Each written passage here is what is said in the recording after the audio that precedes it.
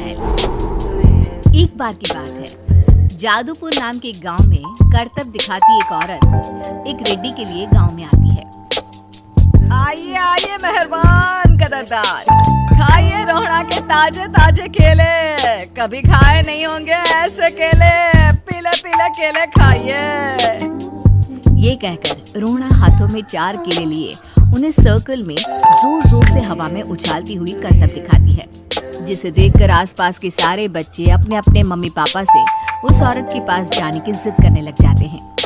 पापा ऐसा तो सर्कस में बॉल से होता है ना, ये आंटी तो केले से कर रही है, चलिए ना पापा देखते हैं। रोहड़ा एक पतली सी तार पर चलती हुई केलों से करतब दिखाती है।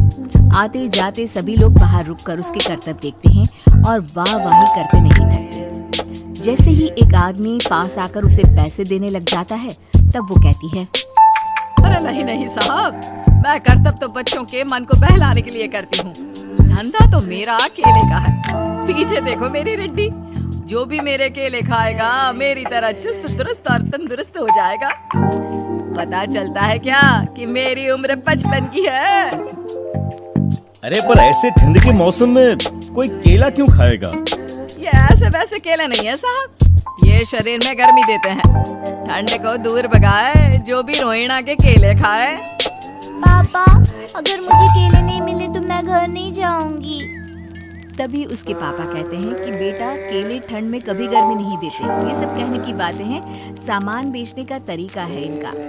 पर पिंकी नहीं मानती। मैं केले खाऊंगी। पिंकी की जिद के आगे नत्थू हार जाता है और उसे केले खरीद कर दे देता है। पिंकी खुश होकर केले घर ले आकर खाती है। अब मैं भी करतब करूंगी, कितना मजा आएगा, जादुई केले। पिंकी पहला केला खत्म भी नहीं करती कि वो बेहोश हो जाती है। दूसरे केले से एक काला धुआं आता है और रोहड़ा चुड़ैल बनकर बाहर निकल आती है। मेरे भूतिया केले बच्चे न खाए, ऐसा हो ही नहीं सकता। जादूपुर वालों, कब तक बचोगे?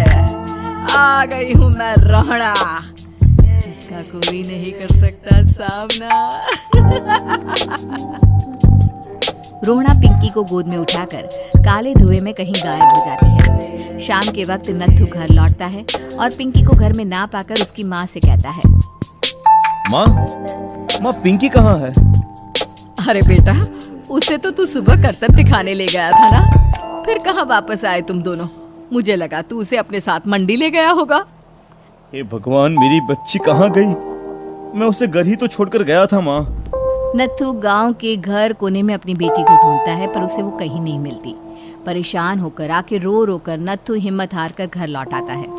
अगली सुबह रोहड़ा फिर से करतब दिखाने आती है और इस बार पिंकी की तरह रोनी केले खरीद लेता है। 50 रुपए दिए थे पापा ने, सारे पैसों की मैंने केले खरीद लिए हैं। अब मैं भी आंटी की तरह ही करतबबाज बन जाऊंगा। यही सोचते हुए रोनी केले खाता है और पहला अकेला केला आधा खत्म भी नहीं करता कि चुड़ैल उसके सामने आ जाती है। साथ चलने का समय आ गया है रोनी। ये तो बस शुरुआत है, अब इस गांव के सारे बच्चे धीरे धीरे मेरे कब्जे में होंगे, एक बच्चा भी नहीं बचेगा। ये कहकर रोनी को गोद में लेकर काले धुएं में अदृश्य हो जाती है। इसके बाद हर रोज गांव में से कोई ना कोई बच्चा गायब होता, पर ऐसा क्यों हो रहा है किसी को भी समझ में नहीं आ पा रहा था। रोज की तरह अपनी बेटी पिंकी की तलाश में नत्थू गांव के एक तालाब के पास बैठा रो रहा था। कहाँ गई मेरी पिंकी? शकुंतला के जाने के बाद एक वही तो मेरा सहारा थी। अरे उसकी आत्मा कोस रही होगी मुझे कि मैं अपनी बच्ची को संभाल भी नहीं पाया। नत्थू ये कहता हुआ रो ही रहा था कि तभी तालाब में से उसे शकुंतला की आवाज सुनाई देती है।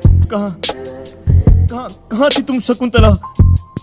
हमारी बच्ची और सारे गायब हुए बच्चे रोहड़ा के कब्जे में हैं। वो बच्चों को जो केले देती है उससे बच्चे बेहोश हो जाते हैं और उसके कब्जे में आ जाते हैं और वो उन्हें ले जाकर काली दुनिया में ले जाती है। पर वो ऐसा क्यों कर रही है? ये मैं नहीं जानती, पर उस दुनिया का रास्ता मैं आपको बता सकती हूँ। जहाँ ये नदी खत्म होती है वहाँ एक केले का पेड़ है, उसके नीचे एक दरवाजा है, वहीं से रास्ता जाता है उस दुनिया का। ये कहकर शकुंतला की आत्मा गायब हो जाती है। गांव के सभी लोग झुंड बनाकर उसी रास्ते से काली दुनिया में चले जाते हैं और वहां देखते हैं कि सारे बच्चे वहां काम कर रहे थे। पापा मुझे ले चलो यहाँ से। पापा पापा। सभी बच्चे अपने मम्मी पापा से लिपट जाते हैं। तो तुम लोग यहाँ तक आ गए? क्यों हमारे बच्चों को पकड़ लिया तूने? तुझे शिकारी बनाना है तो ले, हम सब आ गए हैं, हमें खा ले। नहीं, मुझे बच्चे चाहिए, मेरे बच्चे के बदले तुम लोगों के बच्चे। क्या मतलब? मैं इसी गांव में रहने वाली एक औरत थी। केले की चोरी के इल्जाम में मेरे बेटे को गांव वालों ने इतना मारा कि वो मर गया। उसी दिन मैंने ठान लिया कि गांव वालों का भी वही हाल करूंगी। कुछ दिन बाद बेटे के चले जाने के दुख में मैं भी मर गई और मेरी भटकती आत्मा एक चुड़ैल बन गई। और फिर मैंने बदला लिया तुम सबके बच्चे छीनकर। बर्दाश्त नहीं कर पाए ना, सोचो मुझ पर क्या बीती होगी। हमें माफ कर दो रोना, पता नहीं ये किसकी गलती थी पर हम सभी माफी मांगते हैं। हमारी खुशियाँ लौटा दो, तुम भी तो एक माँ हो। गांव वालों की बात सुनकर रोना का मन पिघल जाता है और वो बच्चों को छोड़ देती है। उसके बाद काली दुनिया बच्चों के लिए जादुई दुनिया बन जाती है। अब कोई भी कभी भी वहां आ जा सकता था।